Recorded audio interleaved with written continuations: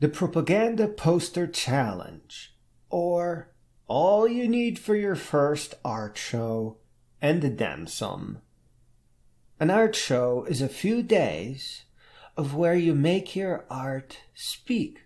You can make it yell, or you can make it whisper. You can make it relevant, or it can be totally retro.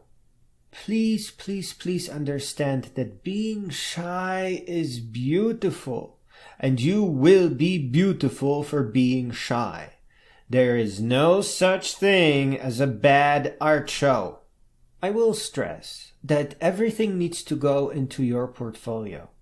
I hate to say it, and while this is not completely true, even your elder self agrees. If it is not in your portfolio, it did not happen. So please take all the pictures, put them in neatly organized directories, and back them up into multiple cloud services.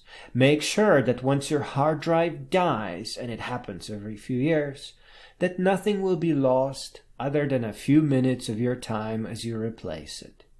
Sonora Taylor has a nice example of what your website should contain, but do keep the JavaScript to minimum and set up HTTPS. At the time of writing, GitHub Pages seem to be an A-OK hosting provider.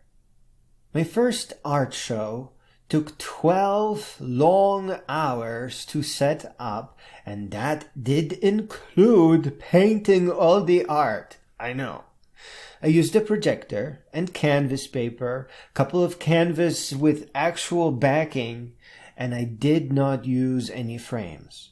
I just painted everything in one go and hung it all up at a coffee shop, and then took it down a week or two later. It was in Ann Arbor at Ambrosia. Though I didn't intend to sell anything, I did have one strange sale. It frightened me because people that pay for my art seem incredibly suspicious. I had labels describing the meaning of all my art. I wanted to share the meaning. There was a lot of meaning behind all the things that I chose to put on canvas. Previously, I invented, or probably independently invented, a new kind of art form, and I called it content art. It means that there's a lot of content in the piece, diagrams, mind maps, poems, and little codes that you can scan to go to websites. But in my first show, I just had little labels.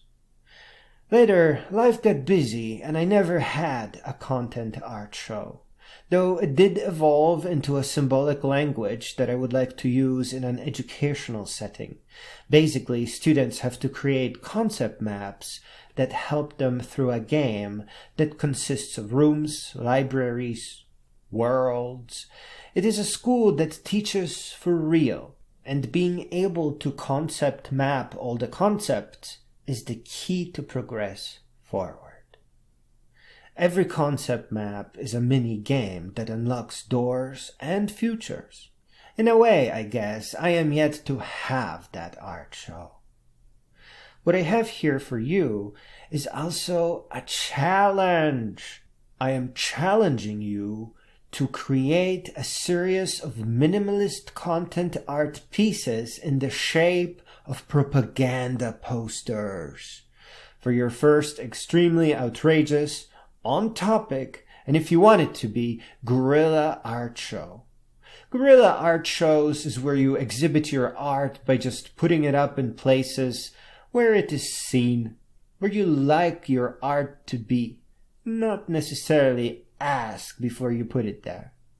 Sometimes it is taken down, sometimes you put it up again. Sometimes people take your art home and it makes them cry. Sometimes they become free. Sometimes they just laugh at themselves. Nothing bad ever happens unless you're as skittish as me about interacting with people that pay for the damn things.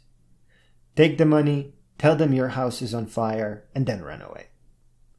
The rules of the challenge are simple. Create 5 to 10 posters that are inspired by or directly quote the text below.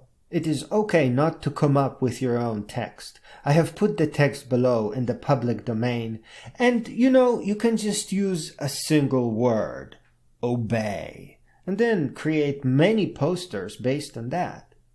It is all good-natured sarcasm. Personally, I don't like any of it. I don't like talking about negative things, even though obviously this is all a joke and reverse psychology. The challenge is about creating fake propaganda posters that, when seen by a person on the street, or seen hanging in some abandoned office, or nailed to a tree somewhere, or even blown down the street in the wind in the form of stickers, will make the reader pause and really take a deep look at what the damn thing is saying.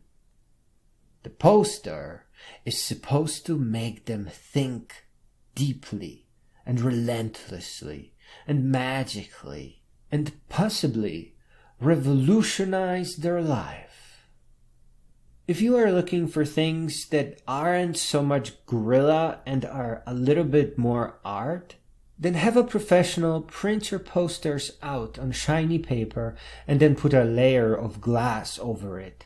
Skip the expensive frames, and then of course hang them up on a prestigious gallery or coffee shops all around town. And if you want to go 3D, buy some used briefcases, luggage maybe, and create these large, fascinating sculptures full of these crazy posters. The theme of the show would be evil men who left their briefcases behind, or something similar. Be warned, I'm serious about this. Guerrilla art and briefcases do not mix. You may go to jail or pay an enormous fine. So briefcases are gallery only, and I would set a price at $500 to $1,000 or your equivalent. It's just cool art that takes a while to put together. Another warning, sometimes people will buy your art to befriend you. That is not really how friendships work, so be very careful and as suspicious as I am.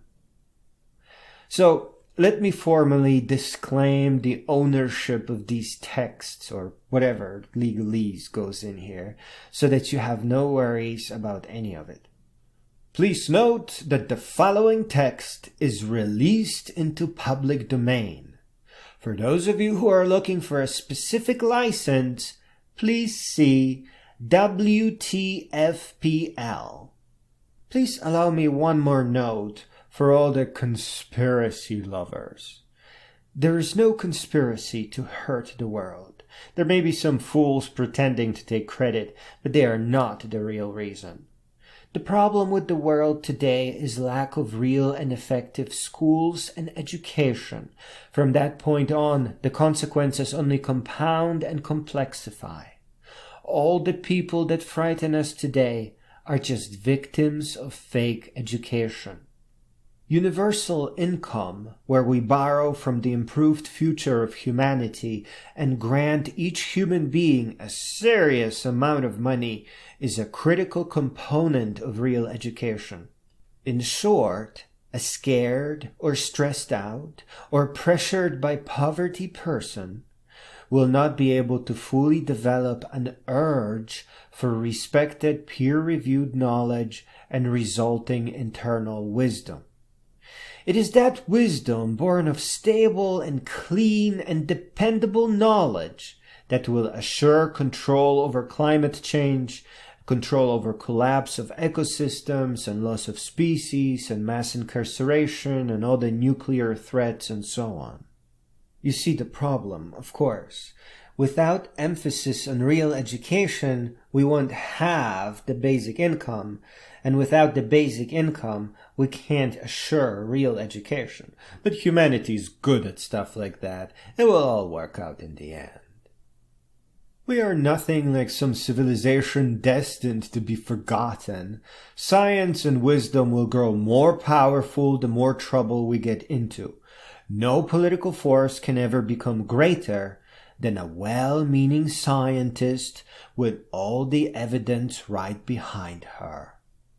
The improved schools will pose an enormous challenge to liars. They will be required to retake tests, and kind of pretty often. The gravity of climate change and repair is such that the uneducated will be severely limited in their political powers until they show wisdom, sound scientific knowledge, and a fine grasp on reality. Don't worry, it is just that today humanity is still a baby. But this century right now, it is destined to become as wise as a mighty and unstoppable teenager. We will be okay. Ooh, and one more little thing. To imagine the future, imagine it is 1920 right now. And compare the 1920 to 1950, 1960, 1970, 1980, and 1990s, and so on. Now bring the magnitude of these changes out of 1920 to 2020. And now, by subtle analogy, look into 2050, 2060, 2070, 2080, 2090, and so on. It will all work out, but the next century will not begin with ineffective education, as they will know where that will lead them to. Without further ado, here are the taglines for the posters. On school and education. Make them fear powerful books and teach them textbooks only. Make them work 8 hours per day in high school. If they complain about work, bring them to heel to eviscerate that quirk. Be careful, because too much education could end wage slavery in our nation. To protect our beautiful nation, schools must ridicule and speak out against self-education. To easily put food on your table, trick them all that they are unable. Make sure they don't figure out that we f***ing sold them out. Hey student, show some sass and kiss our ass, because the grades we give you can make or break your job interview. God, I hate grades.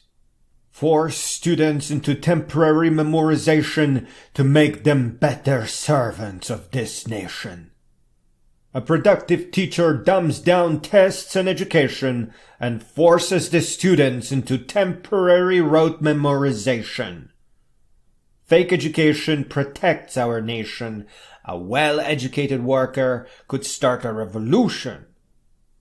A student that retains knowledge must be forced into impossible debt in college.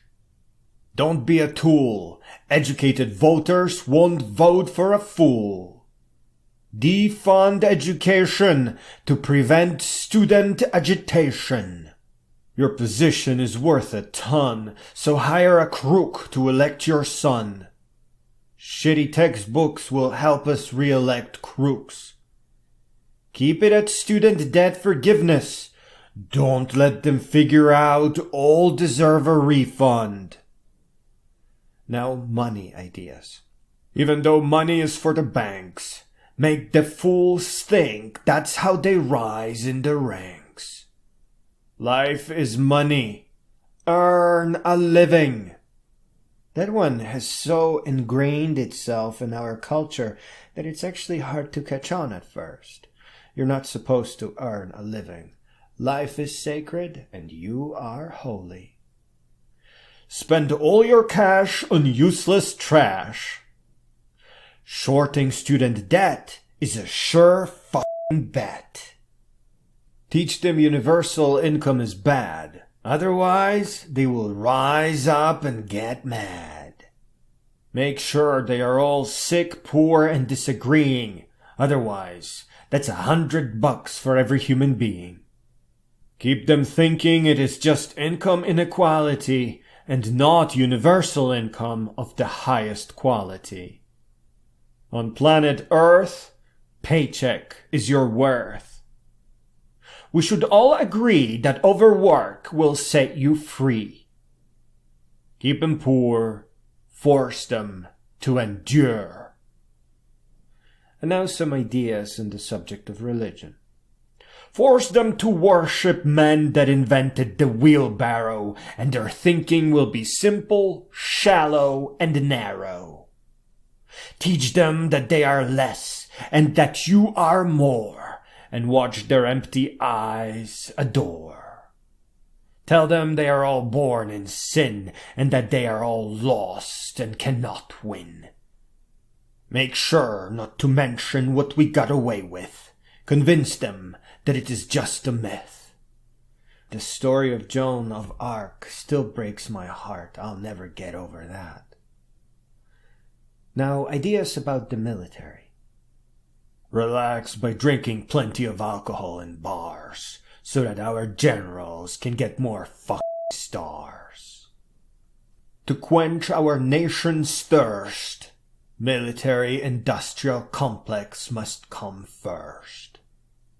We don't want you to be skilled, just follow our directions and be strong-willed.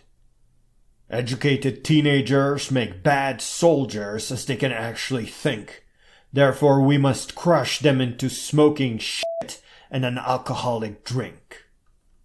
Find all the ones that are strong, willing, and tall, and lie to them at the mall. Sorry, everyone. Hey, if I could make the rules, I'd get you a charger on your 16th birthday. Now some medicine ideas. Hospitals demand that you become overweight and line up at the gate. You must smile more often, because your depression is our oppression. Don't be so brittle, pay for the hospital with your family capital. And a handful of climate ideas. Don't be a deadbeat, eat plenty of meat.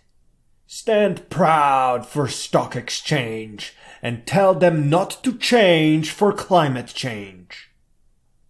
Make sure they never figure out that destroying nature is something that we are too fucking old to worry about. Now some ideas about creativity.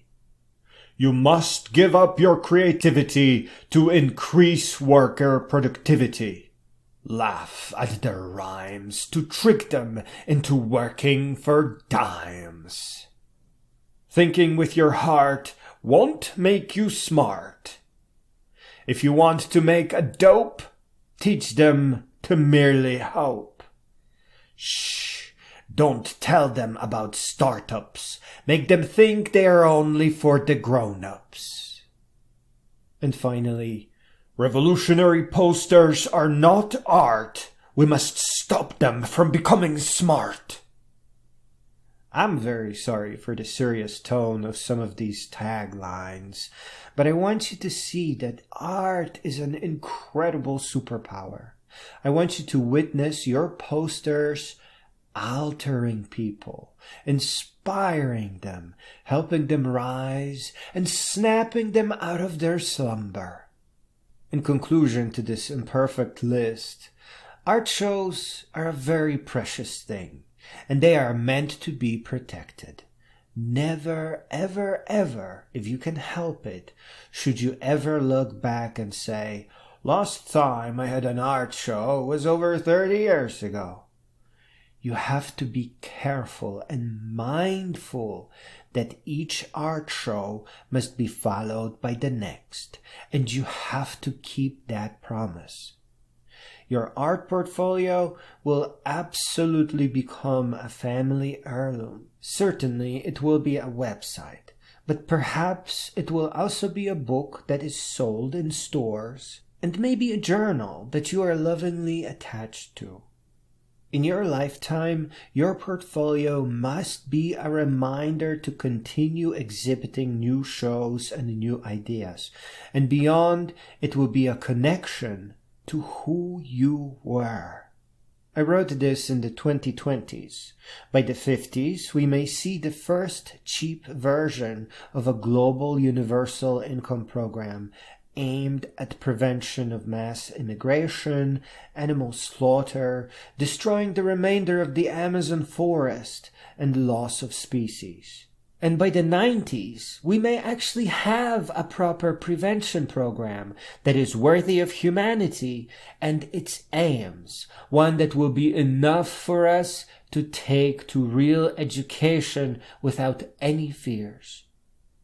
If you make your art hint on school improvements and real education, authenticity and honesty, especially in politics, and about the thing that actually solves climate change and loss of species, the universal income card that helps people retain their dignity and health and creates room for their natural yearning of knowledge and wisdom, you will be remembered with smiles and admiration and with great appreciation. And 100 years from now, people will still look back at you and wish they could talk to you and be your friend and be around and ask you about some wisdom. That is what all art is for, no matter what type of art it is.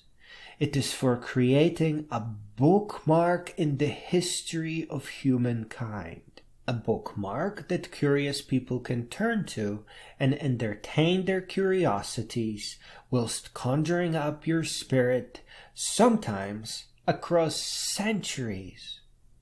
Humanity will be around for a long, long time. So long, in fact, that we will look as different from who we are today as a shrew looks different from us. And people will be fascinated with 2000s. There will be many a meme born from the stuff that we uploaded recently. And I am absolutely certain that pop surrealism, propaganda posters included, will become the biggest thing since the Renaissance.